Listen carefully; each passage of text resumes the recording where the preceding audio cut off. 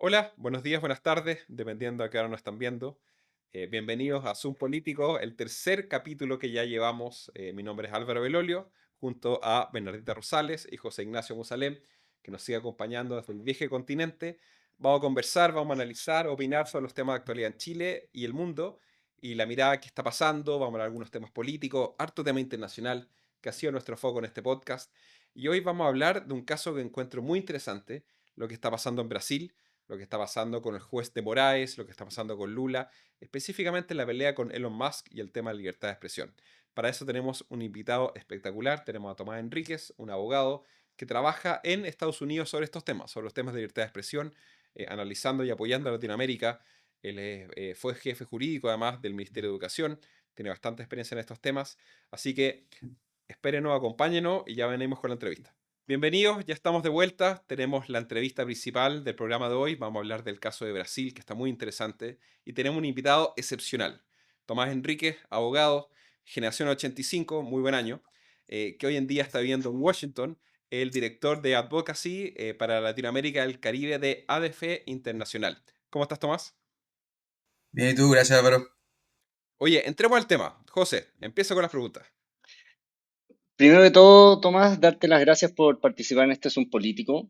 Y me gustaría que habláramos un poco de lo que está pasando en Brasil en términos de libertad de expresión, especialmente en relación con las recientes medidas judiciales y cómo ha reaccionado la oposición política al gobierno de Lula con estos temas.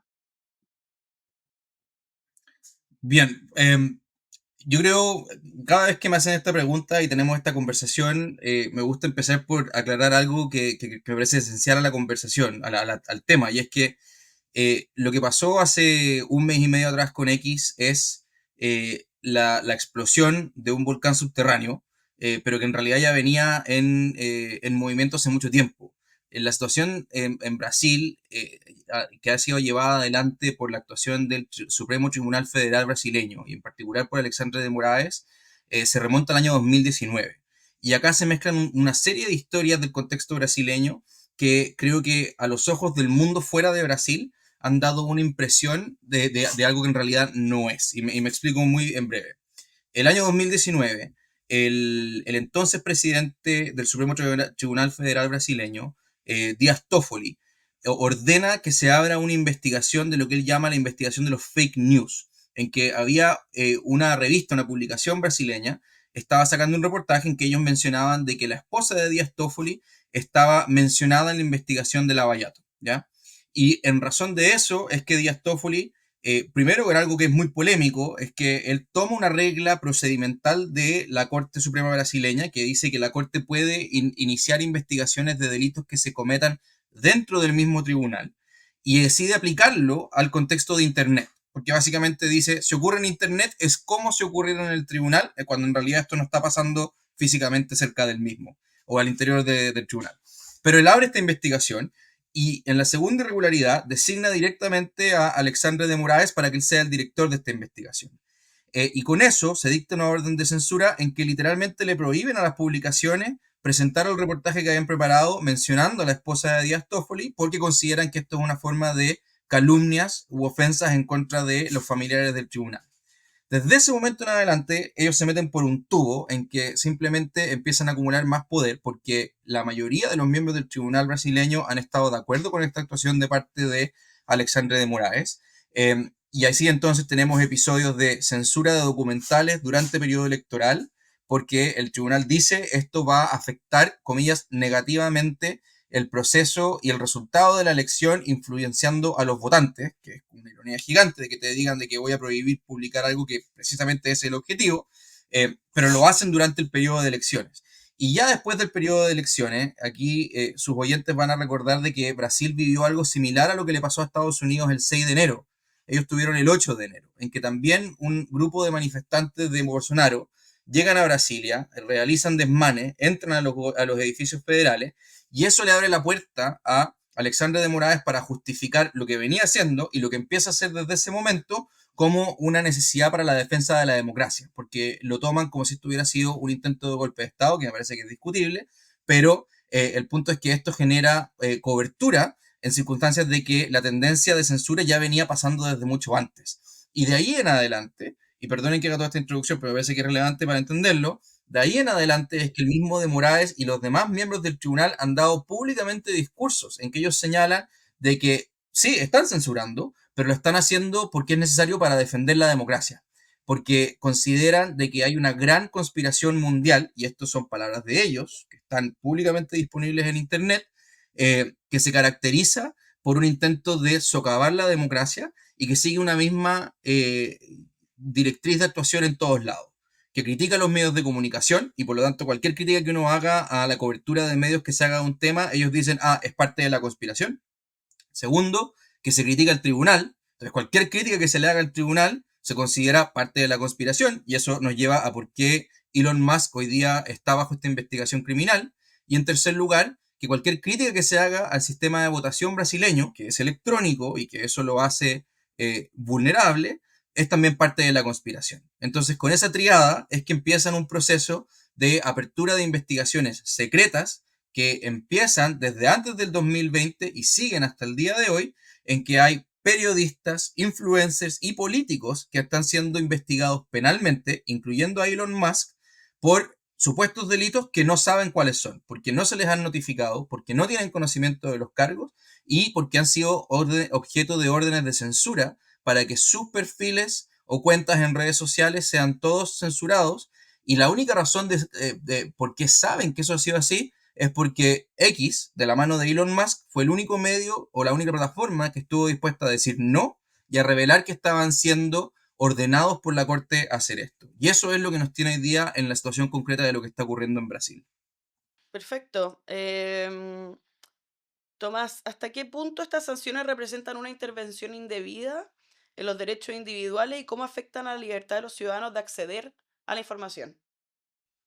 Nosotros desde mi organización tenemos o somos de la idea muy clara y categórica de que acá hay una violación masiva de la libertad de expresión y de información.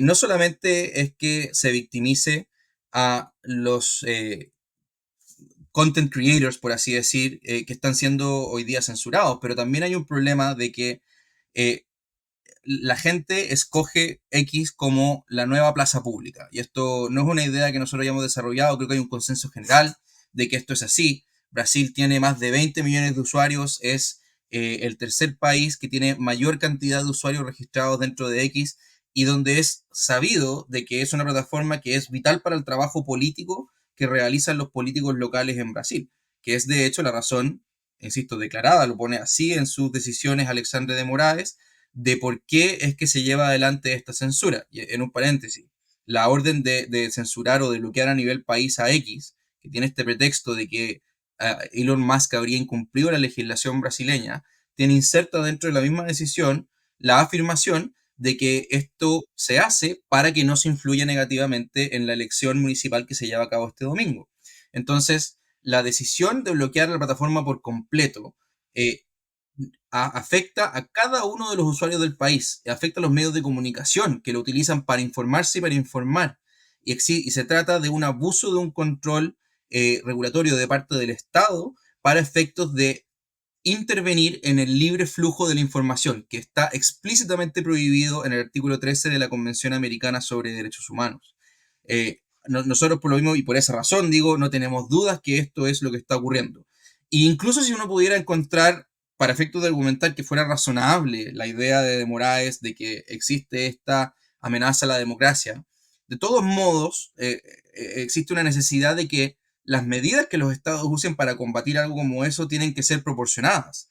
Esto es absolutamente desproporcional porque afecta a la plataforma en su totalidad y le impide a personas que legítimamente ni siquiera solamente la usan para informarse, sino que hay muchos hoy día periodistas independientes o creadores de contenido que viven del trabajo o del contenido que crean y suben luego a las plataformas.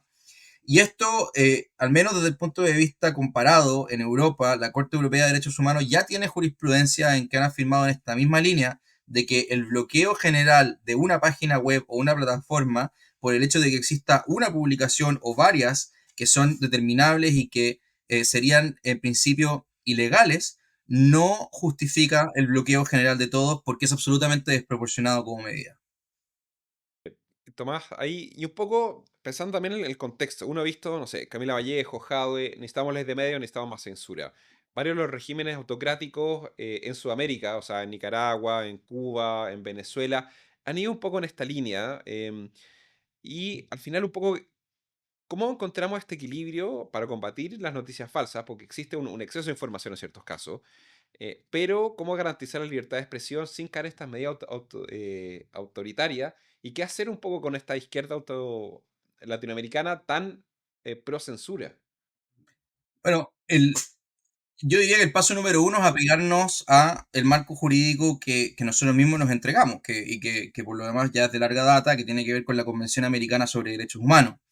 La convención no prohíbe que existan responsabilidades posteriores por el abuso de la libertad de expresión. Tiene que en todo caso estar justificada por una causa legítima de las que están tratadas dentro de la Convención Americana, pero lo relevante es particularmente que sea posterior. Y uno de los grandes problemas que ocurren hoy, y esto es lo que es especialmente grave del caso brasileño, es que porque la Corte reconoce el problema que creo que todos podemos ver, de que hoy día la información fluye con muchísima velocidad y que se esparce rápidamente y es muy difícil frenar su expansión o difusión una vez que ya entra a las redes sociales. Todo eso puede ser cierto, pero el problema está en que ellos dicen, bueno, porque esto es así, nosotros vamos a entregarle una potestad absoluta a una sola persona, Alexandre de Moraes, para que él sea el que decida unilateralmente y de manera exclusiva qué contenidos vamos a dejar que estén o no estén en la red.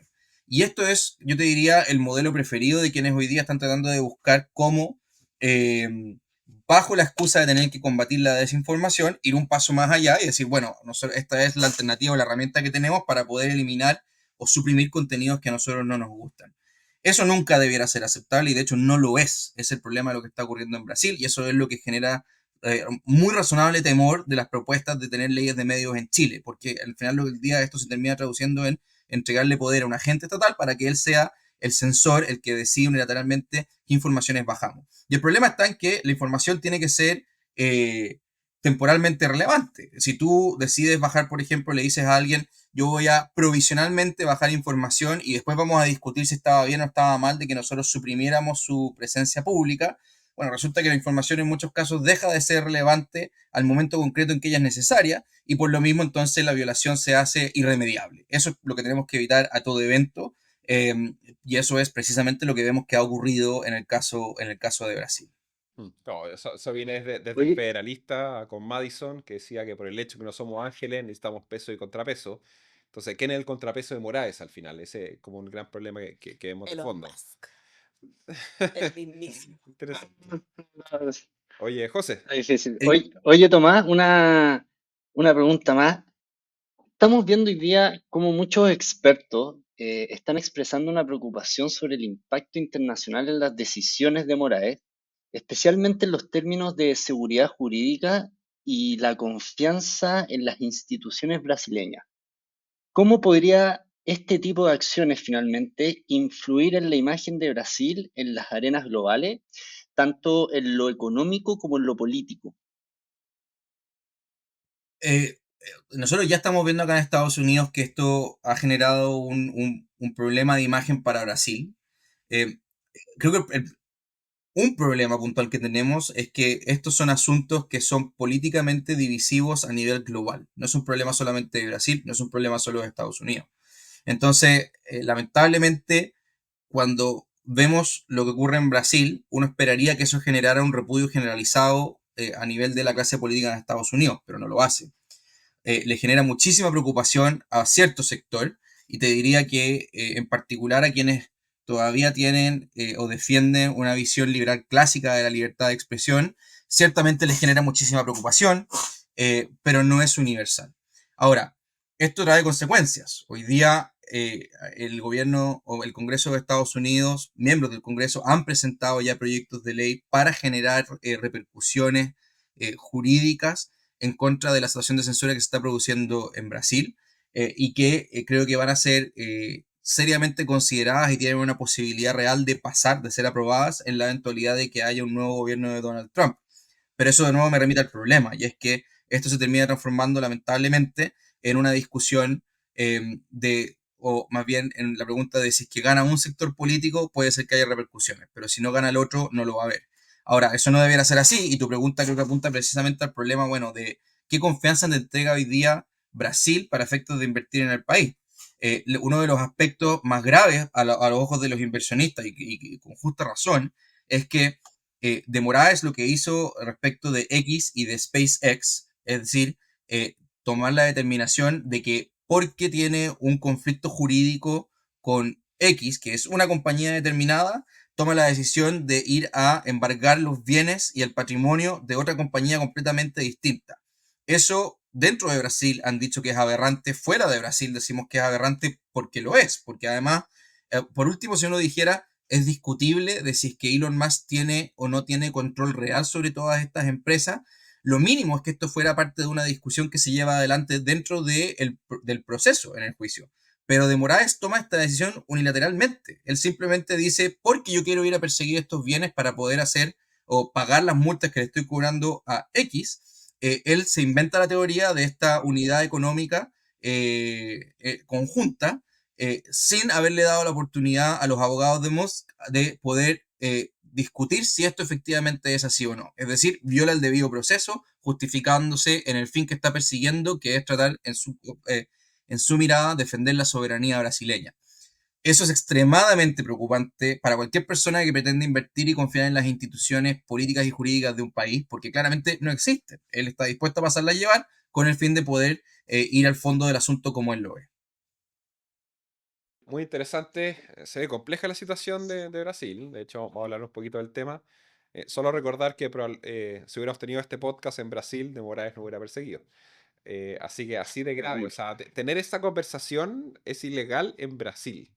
Entonces ahí claramente uno entiende que el camino claramente es el incorrecto y desde mi punto de vista de Moraes es un líder autocrático de todas maneras. Tomás, ¿te puedo hacer una pregunta, chica? ¿Qué ¿Verdad? pito tiene que tocar Lula da Silva acá? Buena pregunta. Es una muy buena pregunta. Aquí hay mucho de especulación dentro de Brasil, fuera de Brasil también, pero es cierto de que esto está siendo llevado adelante por parte de Moraes, y uno podría decir, Lula no tiene nada que ver, él no es es parte del tribunal, no tiene injerencia en esto. Y la respuesta diría, bueno, sí y no. Por otro lado, Lula sí es un líder político del oficialismo hoy día en Brasil, y ustedes antes preguntaban, bueno, ¿cuál podría ser la solución eventualmente en el caso brasileño? Eh, y la respuesta a eso te diría es que creo que va a tener que tener una salida política, porque hoy día el problema de que estas decisiones estén saliendo de una sola persona apoyada en parte o por la gran mayoría de los miembros del tribunal brasileño, todos los cuales fueron nombrados en su momento por la izquierda brasileña, y eso obviamente es un factor. eh, el, si hubiera un acuerdo o un consenso por la defensa de la libertad de expresión en Brasil, veríamos una reacción política de parte del Senado. Yo creo que esa reacción política hoy día no ocurre, no viene porque para la izquierda brasileña, para los partidarios de Lula, están en una posición extremadamente cómoda de saber que eh, Alexandre de Moraes está haciendo la pega sucia sin necesidad de tener que meterlos a ellos, pero logrando los resultados que finalmente a ellos les benefician. Y eso es lo que me temo está ocurriendo en ese contexto, y por lo mismo, eso te diría que es el factor Lula en todo esto. De acuerdo. Oye, muy interesante, Tomás. Muy agradecidos por tu tiempo. Mucho ánimo también. Yo sé que desde Estados Unidos están haciendo bastante para defender la libertad de expresión. Al menos desde el sur se agradece. Muchas gracias por tenerme y gracias por la conversación. Que le vaya muy bien. Nos vemos. Chao. Chao, chao. Ya estamos de vuelta acá en Zoom Político. Tuvimos una muy buena entrevista con Tomás Enríquez, que nos habló del caso de Brasil. Él desde AFD Internacional, que ve el caso del Cono Sur, está tratando de defender un poco el tema de la libertad de expresión. ¿Qué te pareció un poco la entrevista, Benny? Como lo dijimos antes, Cuba es un país, por ejemplo, donde la información o la desinformación se utiliza como una herramienta de poder.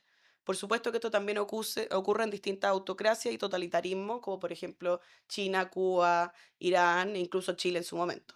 En cambio, en los países democráticos no es tanto el Estado el que lleva a cabo estas limitaciones como los medios. En cualquier caso, esto es una cruzada que se le llama contra las fake news, contra la desinformación y a favor de la seguridad pública en algunos casos, que se usa como justificación. Yo pienso personalmente que nadie se puede arrogar el derecho a decir que es verdad, que no, que es una fake news, que es desinformación. De hecho, creo que el cierre de portales, por ejemplo, X en este caso, de noticias e información, no es muy diferente a la quema de libros, por Mm. ejemplo. Hay varias cosas. Yo encuentro una discusión interesante, es cómo estos regímenes más autocráticos tienen la influencia de controles de medios y también tratan de ponerlo en países democráticos. ¿A qué me refiero? Bueno, en Cuba con Gramna es súper claro, pero por ejemplo Rusia tiene RT, incluso salió que está financiando al desconcierto. Y Ujú. hay periodistas que son muy activistas por gobiernos específicos. Lo tiene el gobierno chino, lo tiene el gobierno ruso, lo tiene el gobierno cubano.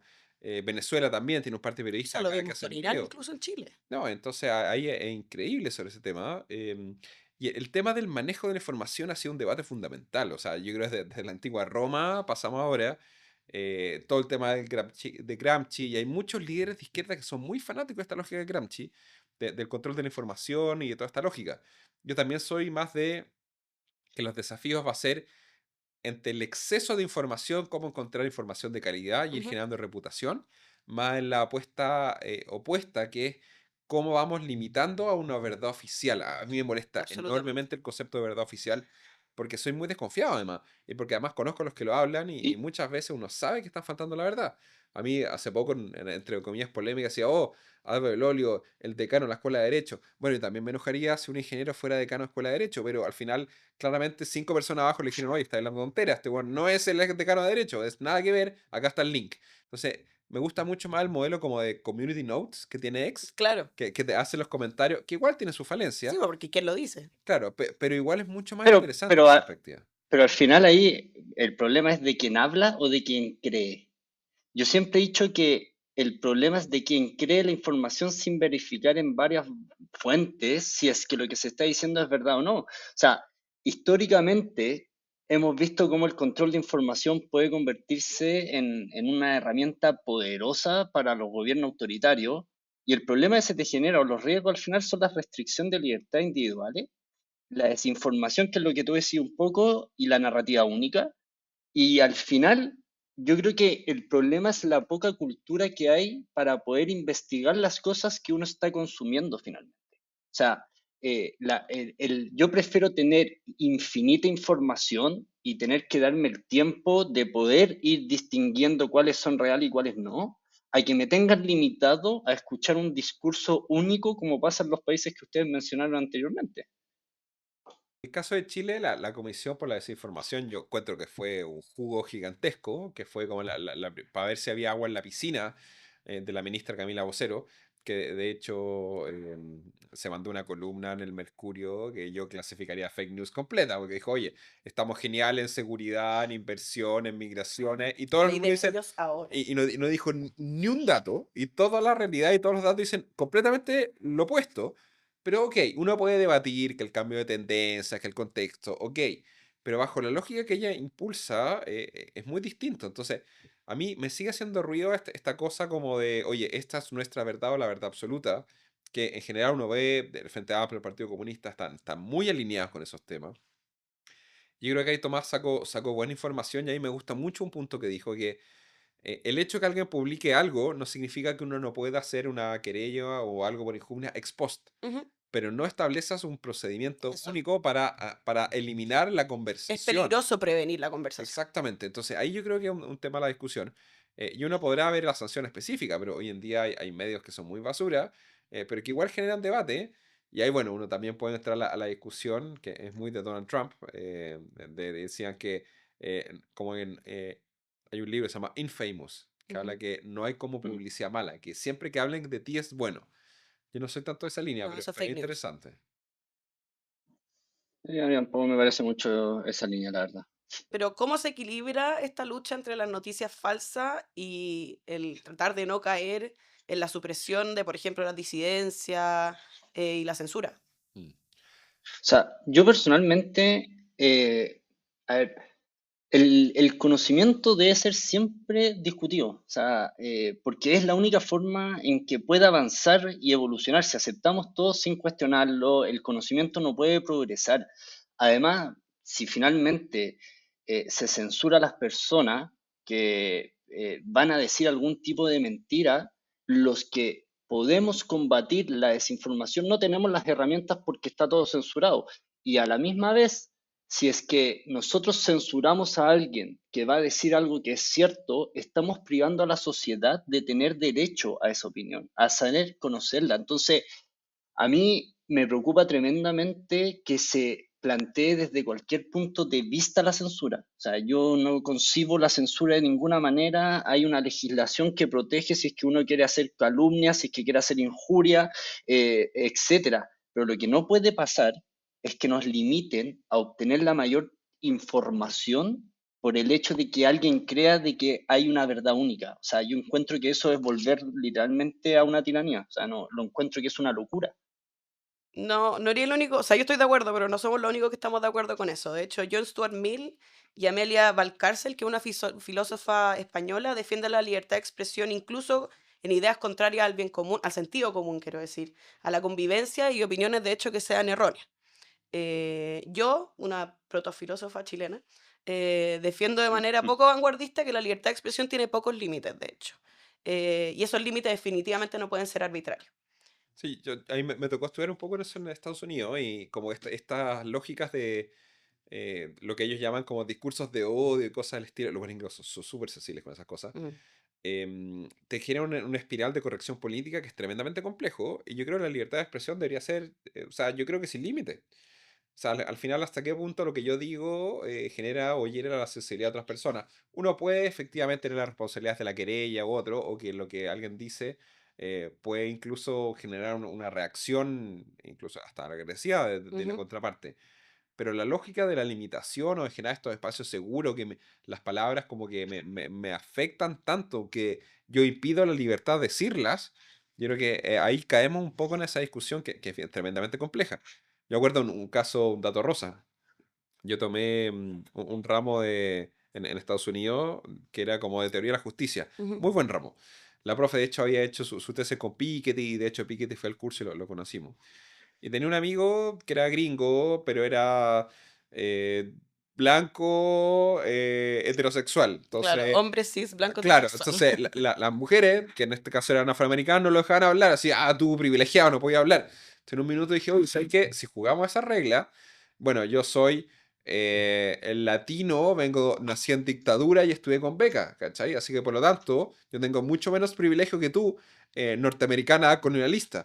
¿Cachai? Entonces todos quedaron así para adentro, no podía hacer nada. Y después les dije, si esa fuera la lógica, solo habría como una voz única del más Exacto. privilegiado. Y eso no te lleva a O ningún del lado. menos hoy en día. Exactamente. Entonces, Y ojo, ¿dónde eso se complementa también con lo que es una realidad? Porque al final la sensibilidad hoy día está llevando a que tú ni siquiera puedes decir la verdad. O sea, una persona que se pueda percibir como quiera, te obliga hoy día en muchos países de manera legal de tener que ir en contra de lo que para ti es el sentido común y la objetividad. Entonces, cuando tú caes en el juego de que al final hay una verdad, hay una emoción y hay un sentimiento que rige la sociedad, es tan peligroso que al final no te queda otra que tener que sucumbir frente a las cosas que finalmente tú sabes que no son así. Entonces, tú que, claro, alguien te discrimina a ti con blanco, cis, heterosexual, claro, a ti se te ocurre decir eso, pero al contrario, y automáticamente estáis censurado con demanda y con un conglomerado de personas haciendo una protesta en tu contra. Entonces yo creo que es súper peligroso al final empezar o volver de nuevo a ese tipo de juego de tú eres blanco, tú eres negro, tú, etcétera. Y más encima que la sensibilidad, yo creo que es un tema tan subjetivo que no lo puede hacer algo, no se puede hacer de la subjetividad algo real. Yo creo que por eso existe la legislación que al final protege todas estas cosas. Eso, y de hecho yo quiero volver a un punto que dijiste antes, José, que es, prefiero que hayan miles de fuentes de información y que la gente sea responsable de elegir la correcta. Y yo creo que eso habla como del punto último, de cómo equilibrar las cosas, cómo contrarrestar esto. Yo creo que la principal herramienta para contrarrestar esto es la educación, que es la madre, el cordero de todos los problemas. O sea, si educamos a la gente, cómo identificar una noticia verdadera, quién es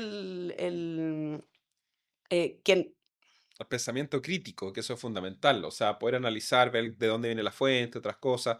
Ahí en ese sentido la capa del gobierno fue un poquito mejor, como chequea antes de revisar. Después se mandaron un par de fake news brutales.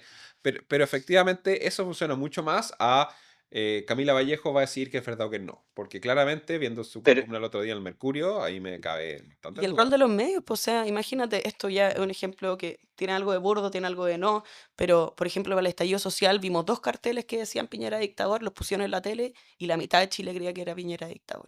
O sea, ¿quién es la persona válida que debe decir esto? Puede haber muchos, de hecho, no podemos elegir solo uno, pero tenemos que aprender a identificar lo que es una opinión de lo que es un hecho. Mm.